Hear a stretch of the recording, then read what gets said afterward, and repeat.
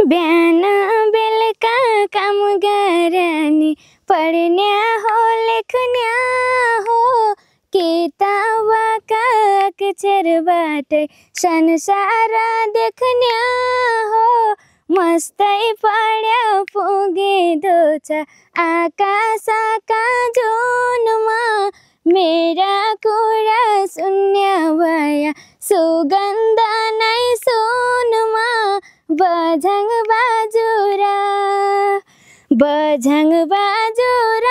निभाए जिन्दगानी यसै हजुरा। सानो पनि बिहा गर्नको 14 वर्षमा बिहा भयो। 14 वर्षमा बिहा गर्नको हामी प्रष्ट नेपाली बोल्न जान्दैनौँ अप्ठ्यारो नमान्नु होला पहिलेकै जसरी हामीलाई माया गरिदिनु होला साथ दिनु होला। दर्शकवृन्द सम्पूर्णलाई हार्दिक स्वागत छ। म भेगराज थापा। यति बेला हामी डडेलधुरामा छौँ। कहिले रह्यो इज्जतको डराइले कहिले रह्यो छोरीको घराइले भर पारेर आइछु अब कहिल्यै नरहाई आमा तिम्री छोरीले घर गरेर खाइछ। बहिनीहरूको घरायसी अवस्था के छ, बहिनीहरूको दैनिकी अवस्था के छ, यसरी काफल बेच्नुहुन्छ कहिलेकाहीँ छुट्टीको बेला अनि आफ्नो पढाइ खर्च पनि जुटाउनुहुन्छ, आफ्नो खाजा खर्च जुटाउनुहुन्छ।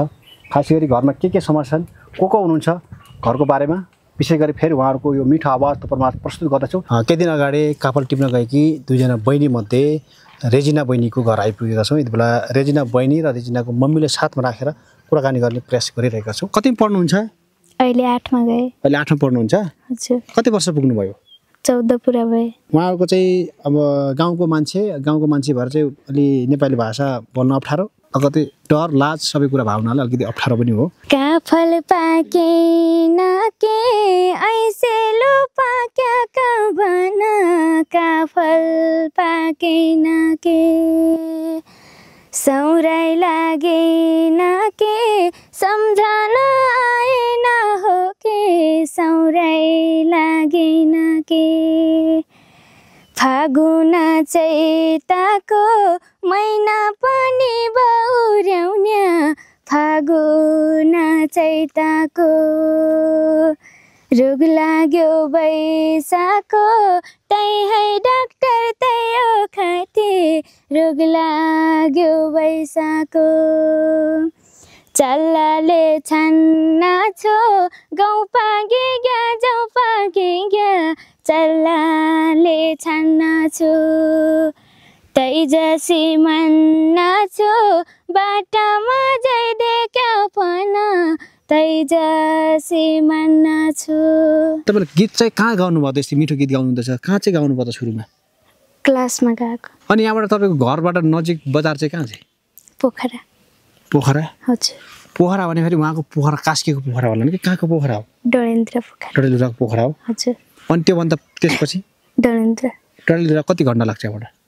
आधा घन्टा जति लाग्छ गाडीमा। त्योभन्दा उतातिर जानु भएको छैन? छैन। हो? कहिले जान्छु भनेर मम्मीहरूसँग बाबासँग भन्नु भएन? भनेन। नमस्ते। नमस्कार। तपाईँको नाम? पार्वती देवी पार्के। अलि जोडले बोलिदिनु होला है। तपाईँ चाहिँ कसको मम्मी? रेजिनाको मम्मी छ। रेजिनाको मम्मी हो। कुन चाहिँ छोरी रेजिना चाहिँ? मेरो छोरी जेठो छोरी। जेठी छोरी हो। अनि कति भाइ न तपाईँको छोराछोरी चाहिँ? 3। 2 बहिनी 1 भाइ छ। भाइ। अनि रेजिनाले गीत पनि गाउनु रहेछ? रहेछ सर, हामीलाई पनि थाहा भएको थिएन। मैले गाउनेपछि गाउँथेँ तर गीत गाउनु चाहन्थेँ तर गीत भनेर मेरो मुखमा गाउँथिन् कहिले। अनि पहिला सुन्नु भएको थिएन? सुन्नु भएको थिएन, नगाउने हाम्रो नजिक बसेर। किन चाहिँ त उहाँ जानेकी मम्मीले पनि त्यही भन्नुहुन्छ, तपाईँले त्यही भन्नुहुन्छ किन? गीत गाउँथ्यो भन्नु सोचिएको थियो। मैले गीत गाउनु भन्छ मलाई दही सुनाकन जे गा भनेपछि नगाउँथेँ। अनि सुन्नुभयो छोरी गीत? तपाईँले हाल्नु भएपछि सुने। कस्तो लाग्यो त छोरी गीत चाहिँ? राम्रो लाग्यो। राम्रो लाग्यो। अनि छोरीले के भन्नुभयो? खुसी लागेको छ। छोरीसँग केही कुराकानी भयो त्यसपछि? गाउँछ अब खुसी लागेको छ। अनि छोरीले गाउँदै गर्दाखेरि मम्मीले गाउँ लागेन? मम्मी जान्दैन कहाँबाट गाउँछ। आउँदैन मम्मीले। कति वर्ष पुग्नुभयो तपाईँ चाहिँ?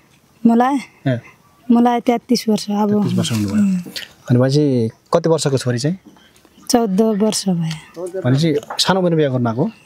14 वर्षमा बिहा भयो। 14 वर्षमा बिहा गर्नुभएको? त्यति सानोमा भागेर गर्नुभयो क्या तपाईँ त नि? नै बिहा अरे मागेर गर्नुभएको? मागेर अरे मागेरै? 14 वर्षमा मागेर? अनि यति सानोमा चाहिँ किन मागेर बिहा गर्नुभयो? गरे सर।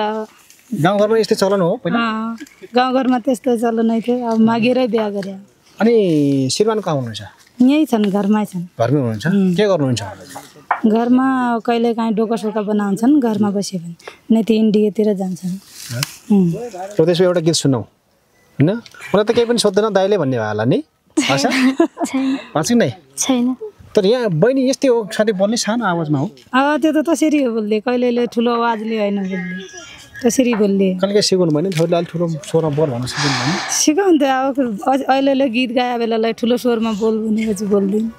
अनि काफल टिप्नु गएको भेटा थियो बहिनीहरूलाई? काफल टिप्नु चाहिँ कसले पठाएको? अब मम्मी जान उठ्यो, जा उठ्यो गए। अनि त्यो काफल टिपेर चाहिँ के गर्नुहुन्छ उहाँहरूले? के गर्छन्, कन्जे चाउचाउ बिस्कुट त्यसो खानु खोज्छन्, कन्जे कापी किताब स्कुल जाने बेला केही खर्च त्यही गर्छन् आफ्नो। भनेपछि बाटोमा बसेर बेच्नुहुन्छ, गाडीहरूले खाइदिन्छन्? खाइदिन्छन्, कहिले खान्छन् कहिले खाँदैन। अनि जस कामल बेचेर कहिले काहीँ छोरीहरूलाई पैसा दिन चाहिँ तपाईँहरू पर्दैन होइन? सजिलो हुन्छ?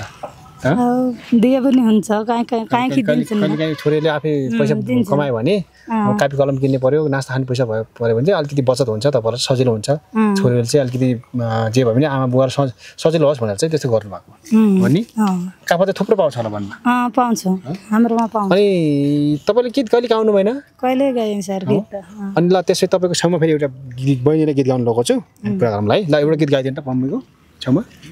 के हुन्थ्यो र पराइको पाखाइमा रोए जस्तो आमाको काखैमा भर पारेर आइछु अब कहिल्यै नरहाई आमा तिम्री छोरीले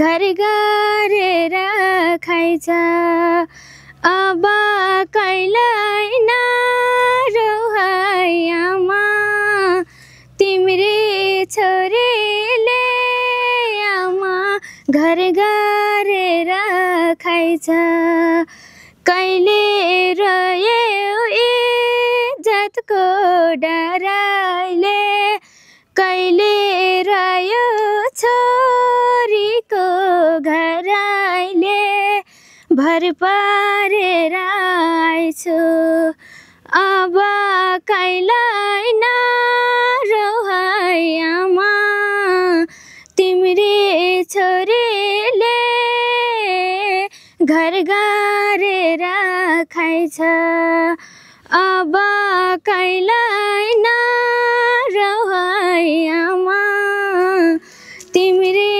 छोरीले अब घर गरेर खाइछ। कस्तो लाग्यो त्यो छोरी गीत?